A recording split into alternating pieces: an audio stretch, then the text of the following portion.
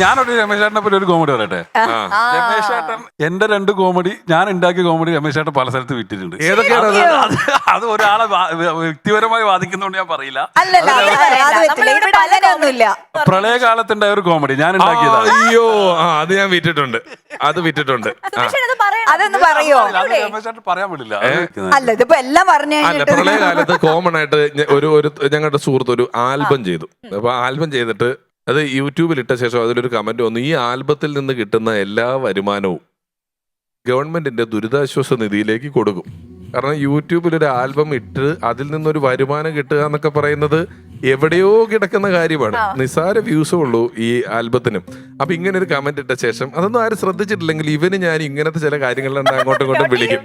അപ്പൊ അത് കഴിഞ്ഞിട്ട് ഇവൻ ഒരു ദിവസം എന്നെ വിളിച്ചിട്ട് പറഞ്ഞു, രാമേഷേട്ടാ അപ്പം എനിക്ക് തോന്നുന്നു മുഖ്യമന്ത്രി വിദേശത്തെങ്ങാണ്ട് പോയി, ഷാർജയിൽ പോയിട്ടുണ്ട്. അപ്പം അവൻ പറഞ്ഞു, നമ്മുടെ മുഖ്യമന്ത്രി പിണറായി വിജയൻ സഖാവ് ഇവിടെ പോയപ്പം ഷാർജയിൽ പോയപ്പം അവരവിടുന്ന് 8-10 കോടി രൂപ പിരിച്ചിട്ട് കൊടുക്കാൻ വേണ്ടി വന്നപ്പോൾ മുഖ്യമന്ത്രി പറഞ്ഞു, വേണ്ട, എനിക്കിപ്പോൾ ആൽബത്തിൽ നിന്ന് പൈസ കിട്ടിയിട്ടുണ്ട്, ഇനിയൊരു വെള്ളപ്പൊക്കം വരുവാണെങ്കിൽ ഞാൻ ആവശ്യം വരുവാണെങ്കിൽ ഞാൻ ചോദിക്കാം അപ്പൊ തന്നാൽ മതി, ഇപ്പൊ എനിക്ക് ആവശ്യത്തിൽ കൂടുതൽ പൈസ ആൽബത്തിൽ നിന്ന് കിട്ടിയിട്ടുണ്ടെന്ന് പറഞ്ഞു എന്ന് പറഞ്ഞ് ഇവൻ എന്നോട് പറഞ്ഞു. ഞാൻ അതിന്റെ കോപ്പി അന്ന് ഞാൻ ഏതോ ലൊക്കേഷൻ നിൽക്കും, അപ്പൊ തന്നെ കോപ്പി അടിച്ച് വിറ്റ് കുറെ കോപ്പി പോയി. അത് നീ പറഞ്ഞ സത്യമാണ്.